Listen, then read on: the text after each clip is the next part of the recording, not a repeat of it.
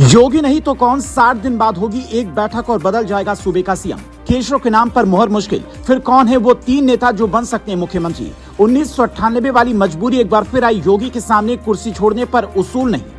मुख्यमंत्री की कुर्सी का विवाद अभी यूपी में थमा नहीं बल्कि थोड़ी देर के लिए रुका है। जैसे महाभारत में शाम होते ही सब अपने शिविर में लौट जाते थे, ठीक वैसे ही योगी के विरोधी अपने शिविर में लौट चुके हैं और अगली रणनीति 60 दिन के बाद की मीटिंग में बनने वाली है। ऐसी चर्चा है कि योगी आदित्यनाथ के सामने उपचुनाव वाली शर्त रखी गई है।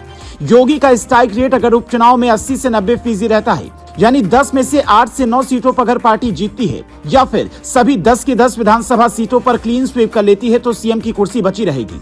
लेकिन 2024 चुनाव की तरह अगर प्रदर्शन खराब रहा तो फिर कुर्सी जा सकती है। इसीलिए हाईकमान से ये आदेश मिलते ही योगी ने अपनी स्पेशल 30 वाली टीम बनाई, जिससे दोनों डिप्टी सीएम केशव प्रसाद मौर्य और ब्रजेश पाठक बाहर हैं। पर सवाल ये कि अगर तमाम कोशिशों के बावजूद भी उपचुनाव में नतीजे गड़बड़ हुए, क्योंकि जब अपने हराने में लगे तो फिर जीत मुश्किल हो जाती है, तो फिर यूपी का मुख्यमंत्री कौन बनेगा। फिलहाल 3 बड़े नाम सियासी गलियारों में चर्चा का विषय बने हुए हैं। सीएम की कुर्सी के पहले दावेदार पंकज चौधरी, सांसद महाराजगंज। गोरखपुर के रहने वाले पंकज चौधरी लगातार 7वीं बार सांसद हैं, मोदी सरकार में मंत्री हैं। इनकी पहचान पूर्वांचल के बड़े कुर्मी नेता के रूप में है। ये हाईकमान के इतने करीबी हैं कि पीएम मोदी इनसे मिलने एक बार पैदल ही घर पहुंच गए थे। तब ये चर्चा छिड़ी थी कि पंकज चौधरी का कद बढ़ने वाला है। अभी जब योगी को हटाने की खबरों ने जोर पकड़ा तो इनका नाम तेजी से चर्चा में आया। इनके अलावा दूसरे नंबर पर जो नेता है उनका नाम है सीएम की कुर्सी के दूसरे दावेदार AK शर्मा, मंत्री योगी सरकार।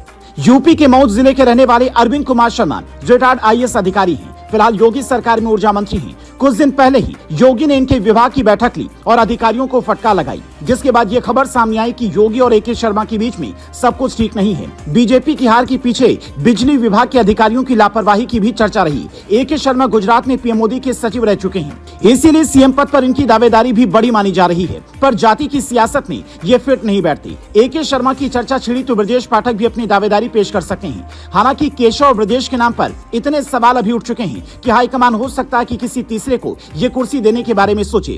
और तीसरे नंबर पर जिसका नाम आता है वो एक ऐसा ही नेता है। सीएम की कुर्सी के तीसरे दावेदार गुजरात मॉडल। गुजरात मॉडल की तरह हाईकमान किसी ऐसे नेता को सीधा सीएम बना दे जिसकी कोई अपनी पहचान ना हो, ताकि विवाद की स्थिति पैदा ही ना हो। गुजरात में विजय रूपाणी के खिलाफ लहर ज्यादा उठने लगी तो हाईकमान ने अचानक से मेयर रहे भूपेंद्र पटेल को सीएम बना दिया। योगी के करीबी कहते हैं कि वो उसूलों से समझौता नहीं करते। 90 के दशक के पत्रकार बताते हैं कि साल 1998 में जब योगी पहली बार गोरखपुर से चुनाव लड़े तो हाथा वाले बाबा यानी कि हरिशंकर तिवारी की ओर से ये ऑफर आया कि मैं आपका प्रचार करूंगा, बलरामपुर में आप मेरा साथ दीजिए। योगी के गुरु महंत अवैधनाथ इसके लिए लगभग राजी भी हो गए थे, पर योगी ने तब कहा था कि हमारी छवि ही माफियाओं के खिलाफ रहने वाली रही है। अगर वो प्रचार करते हैं तो छवि खराब हो सकती है और फिलहाल योगी पर यही वाला दबाव है। अगर वो एक्शन कम कर दी तो शायद विरोध थम जाए, पर योगी शायद ऐसा नहीं करेंगे।